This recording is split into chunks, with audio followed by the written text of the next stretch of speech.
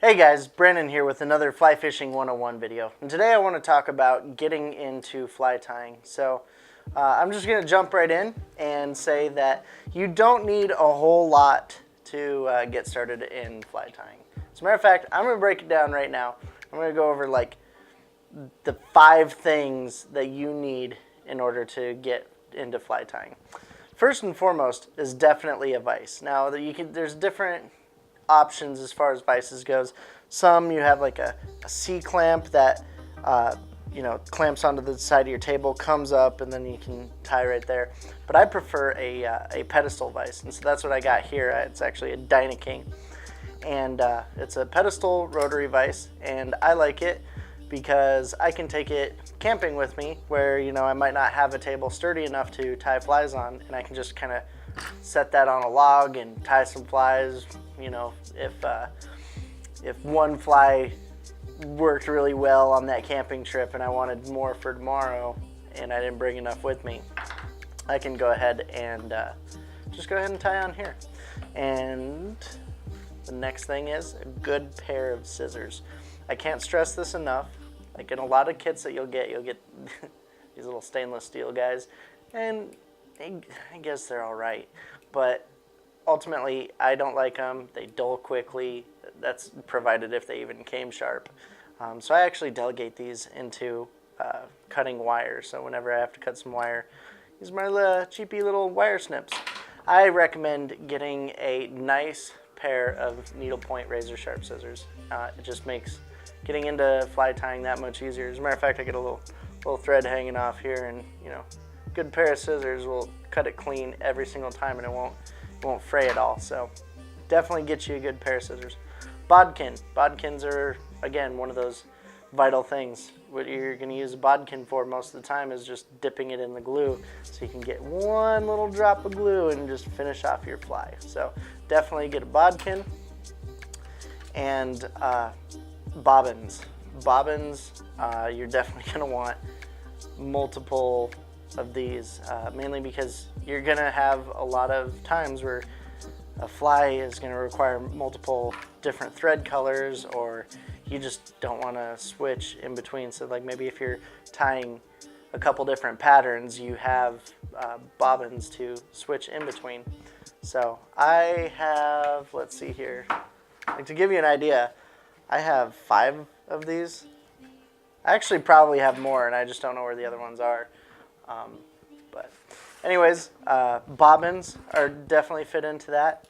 Let's see here. That was rotary, bodkin, good pair of scissors, bobbins, and you know what? Let's go ahead and throw in a dubbing brush. So I don't have a traditional dubbing brush. This is like an automotive detailing brush, but it works just as good.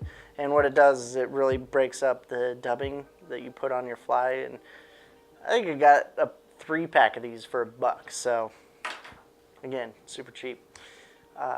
Then a dubbing spinner. And what this does is, so what you'll do is you'll have some of your thread, you'll double it over, and what you do is you use this to create a dubbing loop. And so you'll put your dubbing in here, and this really helps for if you want to stack different colors, and you want to, like, whenever you're attaching it to your fly, you want it to be different colors. And so it's weighted, and so after you have your dubbing in there, then what you do is you go ahead and spin it, and it spins everything up, and all of that dubbing is now intertwined within this portion that's all twisted up. So I'm going to go ahead and hurry up and unspin that. And there's different versions of these tools. These are just the ones that I personally like. So I'm going to go ahead and get this cleaned up here. And so those are the 5 tools that I would recommend to really get into tying flies. Another good tool to have is this hair stacker. And like the name implies, what you're going to do is you're going to cut off a section of hair, put it in here, tap it on the table. Not too hard, otherwise you'll knock the top off. But you tap it on the table, and then you take it off, and all your hair will be perfectly lined up right here. And you can just take that off, tie it onto your hook, and be on your way. So this is more for like your dry flies.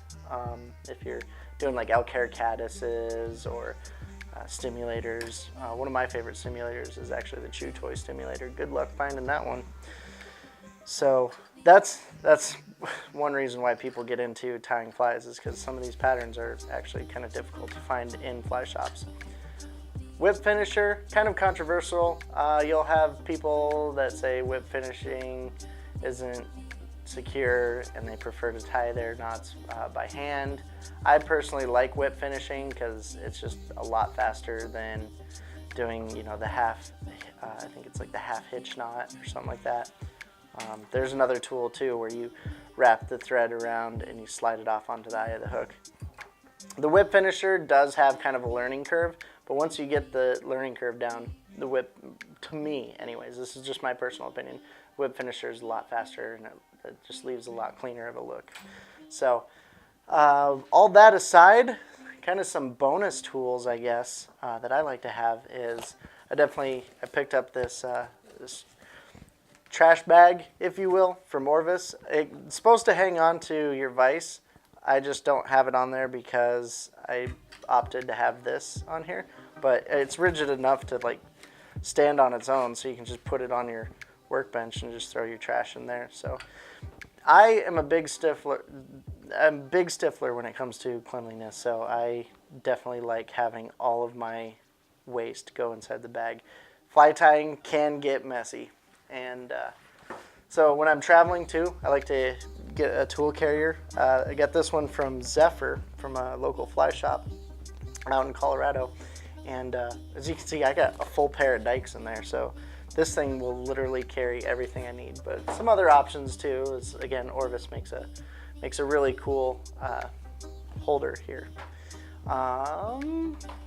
Let's see here. Let's go ahead and talk about the hooks.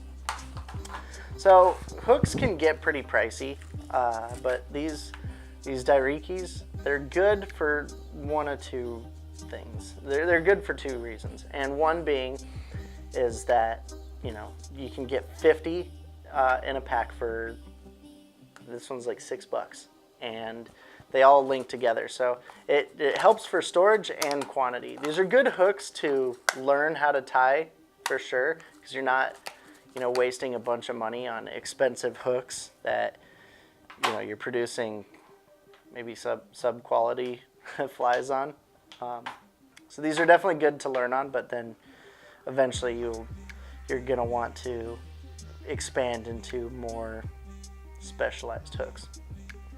So going into storage, I found this little box at an antique shop, and I use it to store all my dubbing in, so I can quickly just go ahead and pick out, oh, like, look, there's my peacock. I'm gonna use peacock today. So I just try and look for little things like that I can always store materials and stuff in. I'm gonna move this off to the side here, and then I'll talk about the tie wheel in just a second. But a great option, especially if you have an antique shop near you, or like wooden cigar boxes.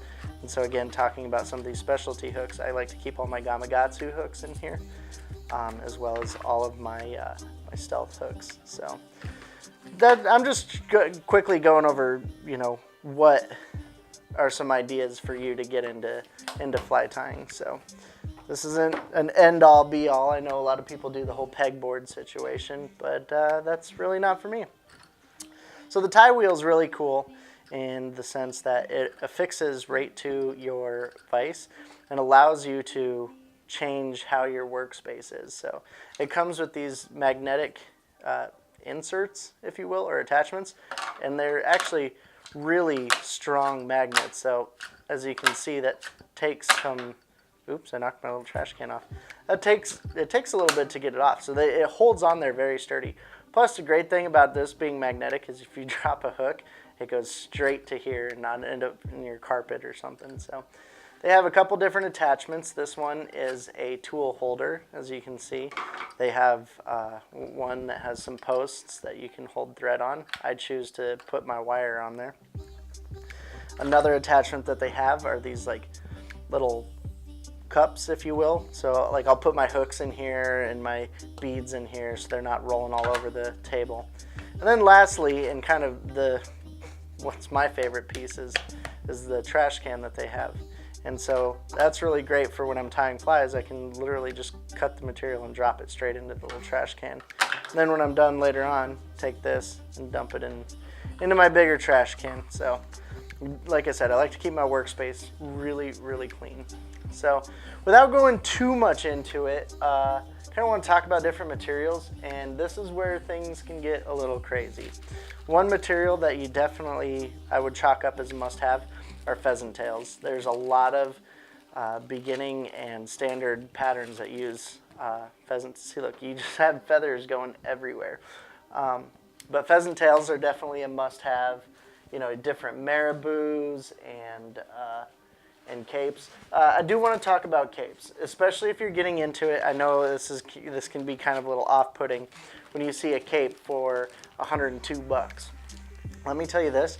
I have tied countless flies off of this one cape, and you can't even tell that I've touched it. So it's one of those buy once, cry once type deals. And if there's two capes that I would recommend getting right out of the gate, is a grizzly hackle and one that's, I don't have that with me, but one that's more of like this red rust color. This isn't quite a dry fly or a midge cape, but definitely want to get something in like the midge sizes. So these are going to be a little bit more on the upfront investment, but trust me, it is worth the purchase, because you only need to buy one and then you'll never buy it again.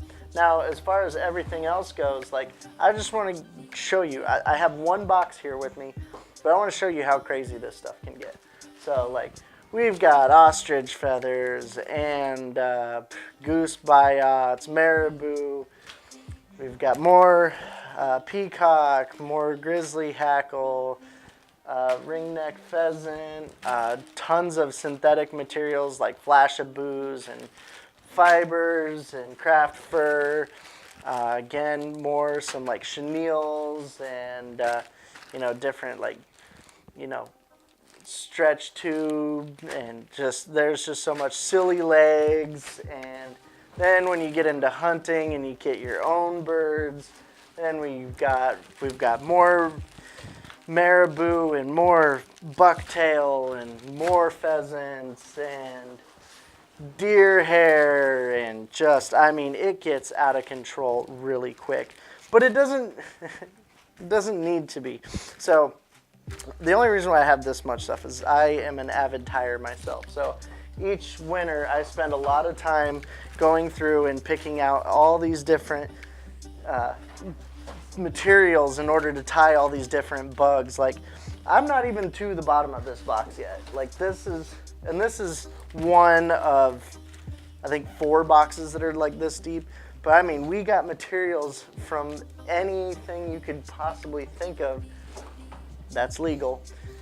And like, look, you even got your bright pink ones. Like, there's a few steelhead flies that, I mean, this color in steelhead is just, it's insanely good. So make sure you have colors like that. I mean, there's just, it gets crazy. It gets crazy. I think that's all I'm going to take out, because I'm starting to lose some on the side of the table here and everything. But it's if you're thinking about getting into fly tying because it's going to save you money, let me just go ahead and eliminate that right now, because as soon as you get into fly tying, you're going to be like, oh, well, I want this pattern. Well, I need to buy these ingredients. Oh, but what about this pattern? I need to buy those ingredients. So, I mean, if you're tying 50 of the same fly with the same hook and the same materials, then yes, it will be cheaper. But let's face it, who fishes the same pattern on every single water? Nobody. So you're definitely going to want to get more materials. Now, where it gets fun and similar to cooking is once you start having all these materials and understanding what they do and how they interact in the water, is you can start mixing and matching and kind of making your own recipe. And then when you go out there and catch a fish on something that you invented, then it's a good experience, because you can't go to the shop and you get that, and which means nobody else can go to the shop and get it as well. So they have to either learn how to tie it themselves or get it from you. So anyways, that's kind of my overview on kind of an introduction to fly tying, and some of the things to look out for if you're looking to get into it. So feel free to go over to check out our website for more Fly Fishing 101 videos. And if you want to stay up to date, enter in your email in any of the newsletter boxes, and we send out an email each week kind of updating you on all the different things that we talk about. So thanks for stopping by, and tight line.